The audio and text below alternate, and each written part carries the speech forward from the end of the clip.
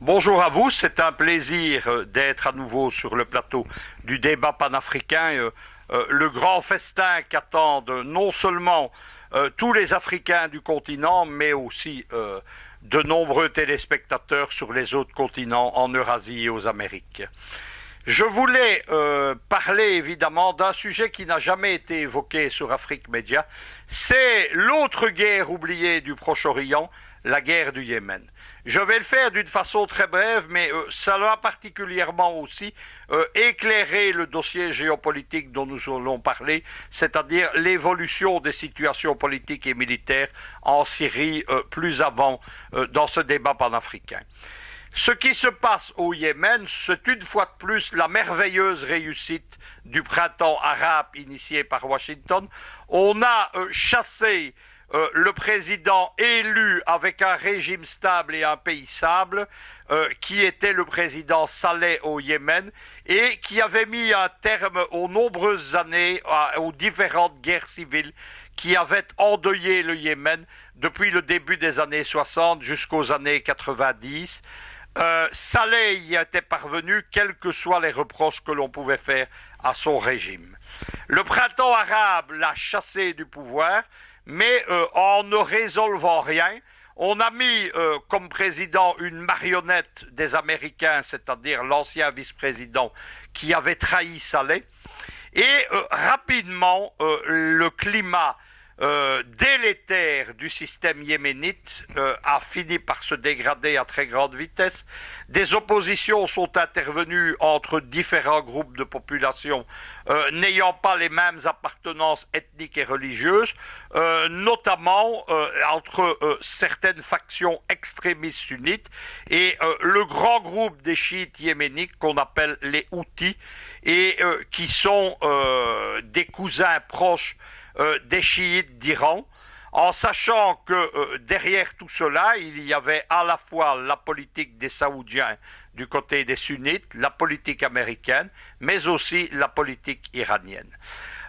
Au début du printemps 2015, arrive une guerre. Cette guerre, elle dure toujours. Elle se caractérise par de nombreux réfugiés, près de 2 millions, et par des pertes civiles, je tiens à le préciser principalement, très importantes. La guerre a été lancée par les Saoudiens, ils ont initié une coalition et ils ont, comme ils le font en Syrie via les médias occidentaux, tenté d'imposer sur le cas yéménite une grille inspirée du choc des civilisations, c'est-à-dire ce serait chiite contre sunnite, ce n'est pas le cas. Qu'est-ce qui se passe? Il y a la coalition guidée par l'Arabie saoudite, qui concerne aussi l'Afrique, puisque un pays africain, c'est le Soudan, en raison de liens établis lors de la guerre civile soudanaise au début des années 90. Khartoum soutient Riyad. Elle ne devrait pas le faire parce qu'en fait, Khartoum aujourd'hui, qui développe des positions panafricanistes, est en porte-à-faux avec les alliés du panafricanisme en Afrique, c'est-à-dire la Russie et l'Iran. Cette coalition comprend aussi l'Égypte du maréchal al-Sisi, qui suit une politique incohérente sans ligne idéologique, et elle est évidemment supportée par l'OTAN, elle est supportée par les États-Unis, et elle est surtout supportée par Israël également, d'une façon comme dans tous les liens entre Riyad et Tel Aviv, d'une façon honteuse et quasi clandestine. La coalition a donc agressé le Yémen. Face à elle, il y a une autre coalition qui est constituée avec la fameuse population des Houthis, donc qui sont des chiites, mais aussi avec diverses fractions sunnites et surtout avec la majorité de l'ex-armée nationale, ralliée par l'ancien président Saleh, qui n'a pas digéré son éviction du pouvoir lors du printemps arabe et qui s'est alliée aux Houthis. La coalition rapidement a gagné militairement. Elle s'est emparée notamment de la capitale Sanaa, de la grande ville commerciale d'Aden, et c'est suite à cela que les Saoudiens ont lancé une guerre d'agression.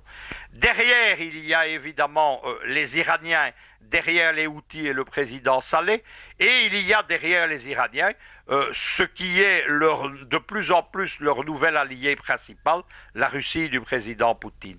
De l'autre côté, on a donc cette coalition qui ressemble un peu à la soi-disant coalition pour combattre Daesh en Syrie, avec les Saoudiens, les USA et l'appui d'Israël. On est loin du choc des civilisations, on est au contraire dans le chaos issu du printemps arabe, comme le même chaos qui a plongé dans le deuil, la désolation et la mort la Libye, par exemple, ou la Syrie encore, ou l'Irak. Derrière tout ça, il y a d'autres protagonistes, ce sont les djihadistes précisément. Et on voit, comme on le voit en Syrie, une rivalité entre des zones du Yémen qui sont contrôlées par Al-Qaïda dans la péninsule arabique, AQPA, et des zones encore plus importantes, 2/5 du territoire yéménite, qui sont contrôlées par Daesh. On ne parle pas de Daesh, mais Daesh est une réalité qui étend ses tentacules sur le Proche-Orient et l'Afrique.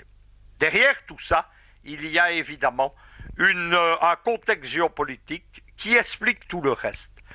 Vous prenez une carte, vous regardez justement le golfe d'Aden, qui est la clé vers les pays arabiques, vers Bahreïn, qui est la grande base militaire de la 5e flotte américaine. Vous avez à gauche la Somalie, qui a été somalisée, comme on le dit, c'est-à-dire dont on a détruit l'État le plus fort de l'Afrique de l'Ouest, principalement pour satisfaire les intérêts géopolitiques des multinationales américaines et du gouvernement américain. Et on a de l'autre côté du Golfe, précisément le Yémen, qui est lui-même en voie de somalisation. Lorsque a éclaté la guerre civile de 2014-2015, eh bien, le Yémen était de facto, comme l'est la Somalie, éclaté en 5 États différents. Il y a d'autres factions, mais ça serait trop long de toutes vous les expliquer.